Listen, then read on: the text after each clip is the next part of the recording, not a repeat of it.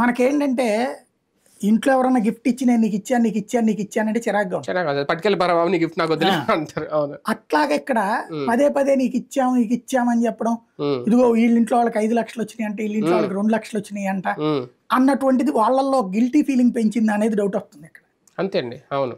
అదేమైనా guilty feeling పెంచి ఇచ్చింది గవర్నమెంట్ సొమ్మే కదా, ఆయన జేబులో సొమ్ము కాదు కదా. అలాగే సంక్షేమాన్ని గుప్తదానంగా ఇవ్వాలని ఏం లేదు కదా. లేదు, ఇంతకుముందు ఇచ్చినప్పుడు అలాగే చెప్తున్నారు అదే బేసిక్ గా. బట్ వాలంటీర్ వ్యవస్థ అన్నటువంటి దాని చివరిలో ఈయన 10,000 ఇస్తానంటతో పాటు తెలుగుదేశం వాళ్ళతో మాట్లాడుకున్నారు, చాలా చోట్ల చేర్చుకున్నారు. మిగతా చోట్లన వైసీపీ వాళ్ళు చేసిన తప్ప ఏంటంటే ఆడు మనోడే కదా, మన చేతి కిందే పడుంటాడు, రేపొద్దున నీకు అవకాశం రాకపోతే ఇదే రేపొద్దున మనం వస్తే నీకు అవకాశం వస్తుంది అని వాళ్ళతో మాట్లాడితే వాళ్ళని రాజకీయంగా వాడుకునే ప్రయత్నం చేశారు. వాళ్ళల్లో ఒక అభద్రతా భావాన్ని క్రియేట్ చేశారు. అంటే రేపు పొద్దున మళ్ళీ వీళ్ళు వస్తే రాజకీయంగానే వాడతారు మనల్ని, ఎందుకంటే అప్పటికే పవన్ కళ్యాణ్ ఇంపాక్ట్ వల్ల కావచ్చు, చంద్రబాబు ఇంపాక్ట్ వల్ల కావచ్చు, వాలంటీర్లని కొంచెం తేడాగా చూడటం బిగించేశారు జనం.